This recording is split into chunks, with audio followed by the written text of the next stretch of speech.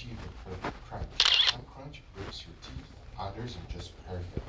And today we're going to find out which one is best so you can replicate it at home every single time.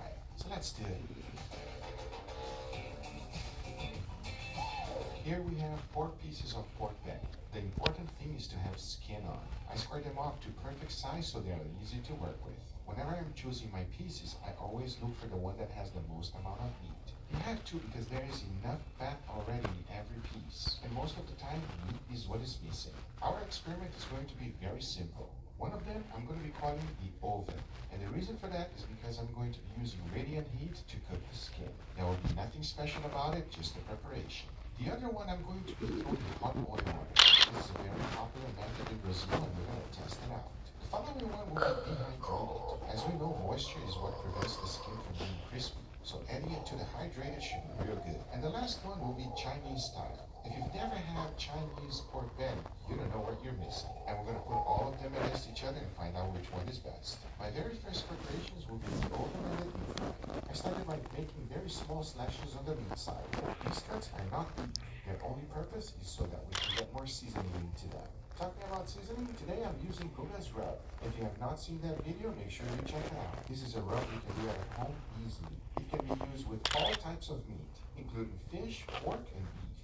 The one thing to remember is that it does not have a lot of salt. For additional flavor, just add more salt to it. This is a meat tenderizer. I'm going to be using it to poke the skin. And the idea is to make tiny holes so that the moisture will be extracted from the skin. Then I got a baking sheet and covered it with coarse sea salt. I shook it to ensure it was spread nicely. Then when the skin side down, I threw in my pork belly. And again, the reason for this is so that we can extract every single moisture there is on the skin. Now that that's done, all there's left to do is leave it on my refrigerator overnight. The very next day, once I pull it out, you can see the difference. The skin is much harder, and the salt did its job. If I move the salt around, you can see how much moisture was extracted from the skin. Once I clean it all up, this is what they look like. Now there's left to do. One will be baked like in the oven style, and the other one I'm going to be throwing some hot oil to crispen up the skin. The next one is the dehydrated one. After following the same exact process of the first 2 and adding Buddha's rub, it is now ready for the dehydrated. I set my dehydrated to 158 degrees Fahrenheit, put in my pork belly, and left it there for 12 hours. The very next day, I quickly removed it, and this is what it looks like.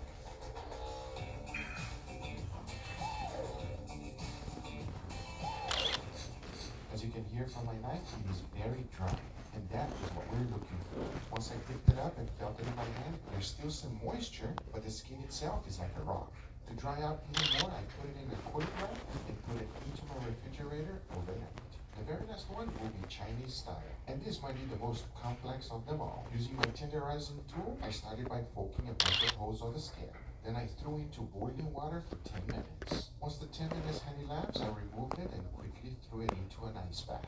The goal is to bring the temperature down as fast as possible. Once that's done, you gotta remove it from the water, pat it dry, and poke some more holes on it. The only thing that you want to be careful when poking the holes is not to break the skin. If you heat it with full power, it will shred. That's not what you're looking for. You're looking for tiny holes, not huge ones. Then into a regular plate, add some white vinegar. Add the pork belly skin side down and make sure you have some oil to press it. I'm using my barbecue. The next thing is to leave it uncovered overnight in your refrigerator. The very next day, you can see that the vinegar slightly changed color. Then using fresh water, you want to wash the skin as much as you can. If you skip this step, the skin will taste horrible. The flavor of the vinegar will overpower anything on the skin. Once you are done, let it dry nicely and make sure you fully dry. Now once again, leave it overnight in your refrigerator so that it can dry out. The very next day is ready for cooking, and the first thing we need to do is poke a little bit more holes. Using aluminum foil, fold the edges and wrap it around the pork belly. So that you can add salt. As you can see, I'm left with a little boat, and that is what you're looking for. Now all there's left to do is to fill that entire top part with salt. You want to avoid table salt. Using any type of rock salt or coarse salt will work just fine. But now that I have all my pork belly ready to go, I'm going to be baking them in a grill at 450 degrees Fahrenheit. After 2 hours, I'm going to be removing 2 of them. The Chinese salted crusted and the Brazilian oil style. The dehydrated and the oven baked will remain in there. Once I remove the crust of the Chinese crust, will go right back in. And the Brazilian fried oil will get its treatment. But now I say it is enough talking and it's time to get some amazing crispy pork belly. So let's do it.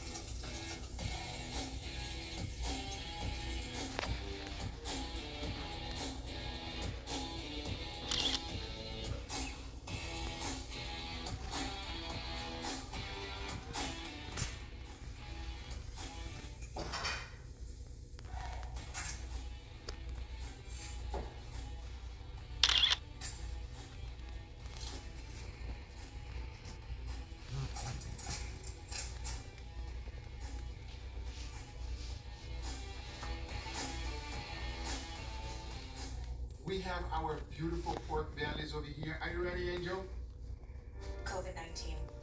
I'm not waiting. If it's COVID, Paxlovid. Paxlovid is an oral treatment for adults with mild to moderate COVID-19 at a high risk factor for it becoming. We have our beautiful pork bellies over here. Are you ready, Angel? Yeah, let's go. Today is all about the crunch.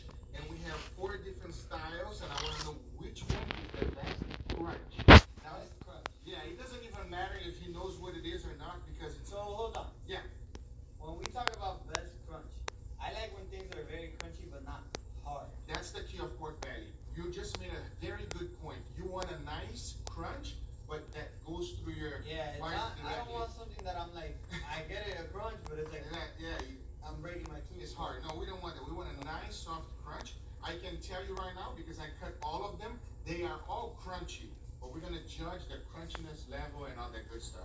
Also, if there's any off flavor. You ready? So we're judging chicharron. Chicharron, basically. So we have right here. This one is the oven style. All right, and then we have this one here, which is fried in oils to give that crispiness. And then we have this one here, which was dehydrated. And we have the last one, Chinese style. Okay, you ready for it? Let's go for this one first, Angel. Alright, let's go. First one, cheers, everybody.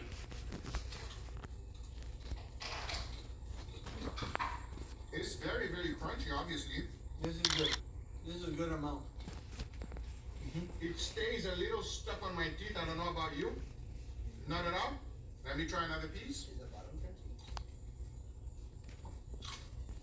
It's crunchy. And it's like a soft crunch. Yeah. It is not a hard crunch. The bottom part, still a little bit sticky, but very, very small. So the fat rendered nicely. This one is very nice, everybody. And the easiest one to make, Angel. Which one is this? Oven? Yeah, no, not oven. Directly on the grill. Oh, okay. Mm-hmm. On to the next one. Mm-hmm. The meat doesn't really matter because I know the meat's gonna taste great. It's all about the crunch. Okay. Second one. Cheers. A little bit harder crunch, but it's still not too hard. You know? Yeah. It's still, the crunchiness is there, but I think surprisingly that this one here is better. What do you think? They both. Alright. I'm going with that. You're going this one, right? Because the thing is, this one is just a little harder. It's a little harder, and on the bottom part, the fat didn't render too much, and it's still, look, it's still a little bit thick. You see that? That gooiness, I hope you can see that through the camera. That gooiness stays stuck on your teeth, Yeah. but it's not, it's a nice soft crunch. It's nice and soft. The gooiness is what gets me. This one was an easier crunch. I agree. 100%. I've never seen anyone do anything like this one, Andrew, so I'm excited for this one. Let's go for this one. Just the crunchiness, nothing else. I'm gonna take the meat out, because I know the This one meat has- is gonna taste amazing. The meat is amazing. Gyroid. I just wanna say, this one had a different taste than this one. Yeah. Crunch wise. The oil, I guess so, but the oil I like the changed. flavor of this one. The oil altered the flavor a little bit, that's why. I'm really excited about this one. I've never seen anything like this before. Dehydrated. You ready? Go. Cheers, everybody.